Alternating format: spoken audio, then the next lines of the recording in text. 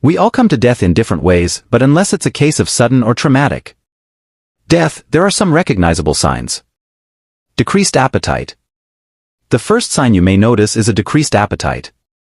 It is common to encourage your loved one to eat or to provide artificial nutrition when you notice this. However, research now indicates that forced nutrition in terminally ill patients may actually worsen the patient's condition. Digesting food requires a level of energy that the dying person just may not have. One way even a healthy person may have experienced this lack of energy for digestion is by growing nauseous or vomiting following an intense workout. During an exhaustive workout, the body reallocates resources to the muscle groups and organs that require it the most. This leaves the digestive system with limited energy, thus inducing nausea as it is unable to process food at that moment. A dying person's body is also reallocating limited energy supplies to keep the essential systems of the body working. Because of this, their bodies lack the energy to digest food, therefore making the presence of food painful or even intolerable. Carbohydrates are our body's major source of energy. When our bodies no longer have enough carbohydrates to metabolize, such as when we stop eating, they start breaking down fat to create energy. As fat is broken down in the body, ketones build up. You have probably already heard of ketones alongside the rise of the keto diet. Ketones play an interesting role at the end of someone's life. The resulting raised ketone levels suppress hunger, thirst, and pain.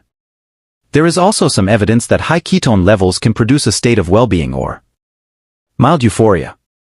Forcing someone to eat or drink at the end of their life may prevent the buildup of ketones and reverse this metabolic process, causing increased hunger, thirst, and pain. Increased hunger. This period without food usually lasts about 10 days. Remember that patients are not dying because they are not eating. They are not eating because they are dying.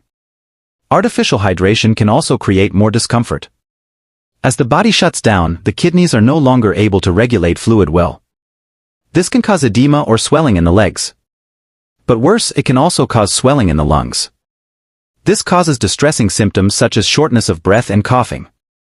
The reallocation of energy supplies also involves shunting blood away from non-vital areas, such as the arms and legs, to preserve oxygen delivery to the brain and heart. This may lead to cold and mottled extremities, which it then travels up from. It is not painful, but giving the patient an extra blanket may help keep them warm. Research shows that this occurs late in the dying process and is a cardinal sign that death will occur within hours to days. A third sign you may notice is breathing changes. Breathing changes. As the body dies, respiration progressively becomes a solely involuntary act controlled by the brainstem. This primal part of the brain handles life-saving functions when the rest of the brain is unaware of what's happening. Breathing often becomes irregular. There might be periods in which a person is unable to breathe at all for as long as 10 to 20 seconds at a time. Administering oxygen does not help. In fact, due to these breathing patterns, oxygen is not likely to be taken deep into the lungs, which often results in drying the person's nose and mouth. On top of this irregular breathing pattern, you may also hear a gurgling sound each time the patient breathes. This is because swallowing becomes more difficult and secretions may pool at the back of the throat, causing the noisy breathing known as the death rattle. The death rattle can be very loud and upsetting for family members. It is important to know that this is not distressing for the patient because they are non-responsive and deeply asleep at this point.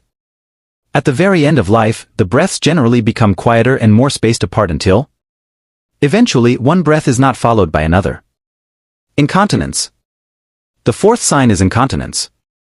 When we're alive, our brain constantly sends signals to tell different parts of our body what to do. At the end of life, these signals stop and our muscles relax. The sphincter is in a constant state of contraction.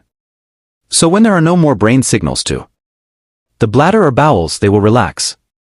So it's not uncommon for incontinence to occur just before death. Agitation. The fifth and final sign is agitation. You may find your loved one, who is typically lethargic, trying to stand up, get out of bed or change position. They may tug at their clothes or bedding. They may not recognize you or yell at you using language you've never heard from them before. These symptoms may be caused by reduced oxygen to the brain, dehydration, or pain medications. Although it may look distressing, this condition is not considered to be painful. Anti-anxiety medication can be given to alleviate the symptoms. Though many people show some combination of these signs at the very end, they're not universal. And just because someone shows one of these signs, it doesn't mean they're actively dying. These signs are guideposts, not rules, and every sign has to be contextualized.